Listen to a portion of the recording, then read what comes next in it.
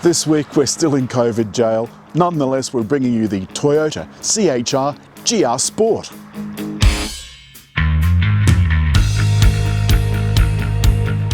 I wish we had smell-o-vision. This is my Bogensteria, half Bougainvillea and half Wisteria. The smell is just intoxicating. Toyota brought out this model as the new range topper. Now it's based on the base model, so it's not based on the Cobra. There are now 3 CHRs, the base model, the Cobra and the GR Sport, in a mixture of 2-wheel drive, all-wheel drive, petrol only, and this. The GR Sport only comes in the 1.8 litre hybrid. The other ones also have a 1.2 litre petrol engine. Now what that does is give you a bit of choice. So you can choose whether you want to have your front wheels driven only or your all-wheel, or whether you want a hybrid or not. The GR Sport gets this revised grille with really big fog light surrounds and these rather gorgeous LED headlights and daytime running lights. But I'm fond of a bit of chrome, and look at this. This GR Sport badge is on this kind of mirror finish in the revised GR Sport grille. But have a look at this. That red is almost fluorescent. And the GR Sport comes with these mirror finish 19-inch alloys and a GR Sport badge on the brake calipers.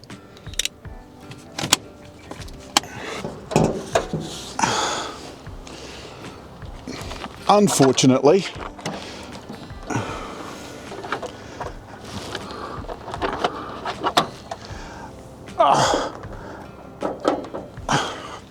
we've got to put up this ridiculous strut, and that gives me the irrits. But there's not a lot to see in this hybrid engine. You can tell it's a hybrid engine because it's got this blue badge. But oddly, no blue on the badge at the front. The side view is pretty cool too, and in case you're wondering, CHR stands for Coupe High Rider, and this is a high riding coupe. And although at first it looks like there's no door handle, there is. It's just up here on the back pillar. And the rear is designed to within an inch of its life. The roof sweeps down over this splitter, down on the back hatch and into this built-in spoiler. The taillights, beautifully complex. And just in case you've forgotten, there's more GR badging on the back. But let's open that up with the little button underneath. There's more space than you might think inside. But what's even more surprising is that under the back, there's a space saver spare. Seats go down 60-40, and there's a hard parcel cover. Let's have a look inside. The rear space is bijou, I'm not gonna lie. But getting in is a bit of a trial. This is really low.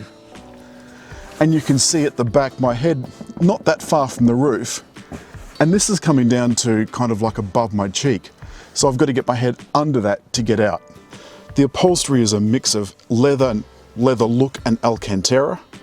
But the view from the back is a little claustrophobic with this massive headrest and the low roof. That might look all very well in brochures and on drawing boards, but I don't think I'd like to spend a long trip in the back of this.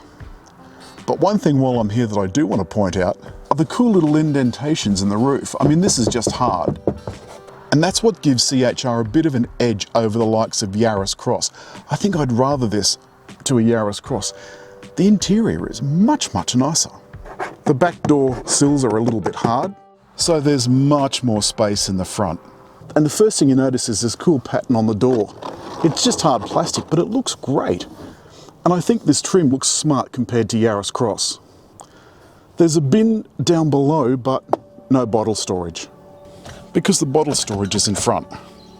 Now things are pretty quiet in here, but I've pressed the starter button. So the dash has come to light.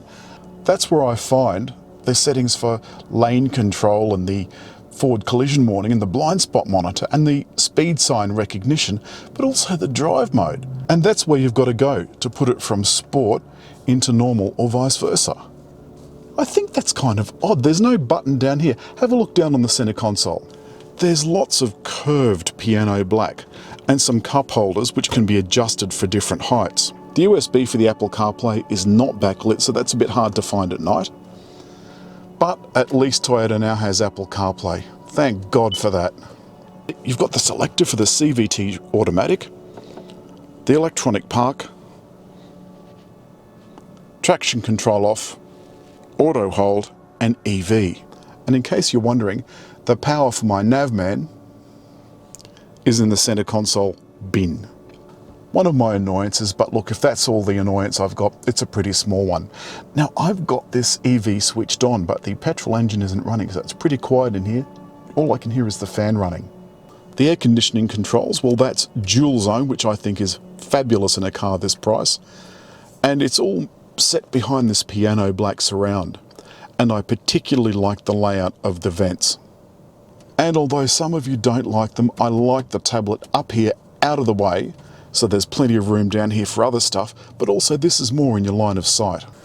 There's the controls that control the drive modes and the information on this middle screen, and on the other side are the audio controls, including phone answering and voice.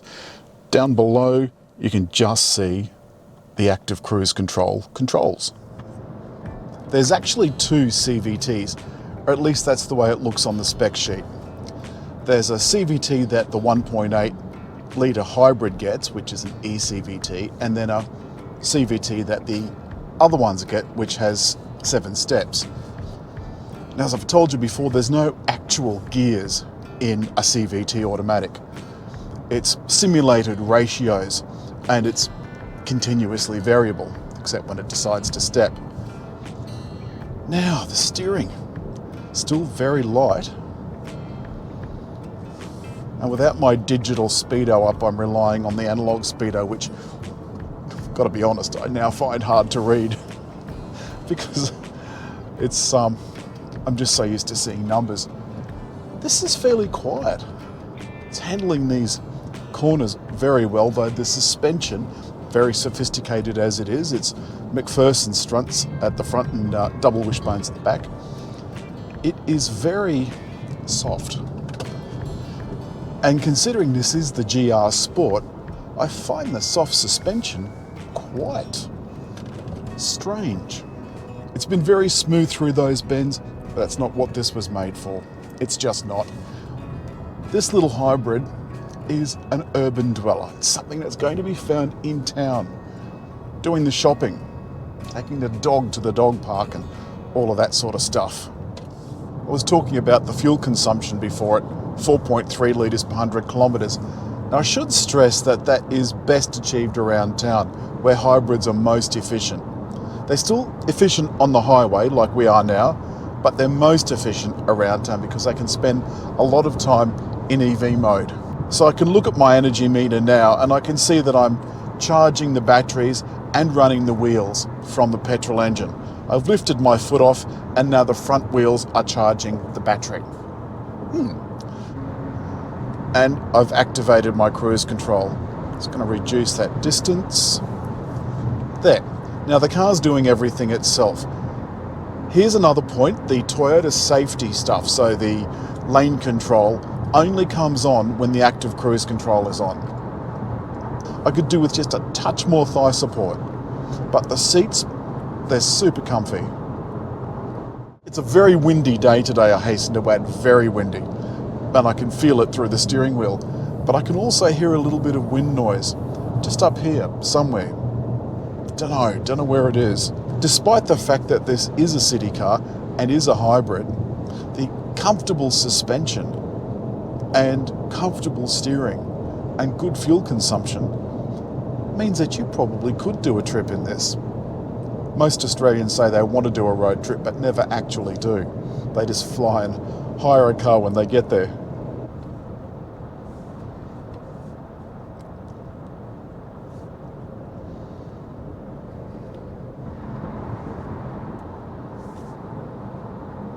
Now you can see all of these keys are backlit, which makes them a little bit easier to use at night. The steering wheel is, but it's very faint, and you can change that obviously in your settings. And that's all this week from Toyota's CHR GR Sport. If you've liked the film, hit like, leave a comment, but above all, there to subscribe.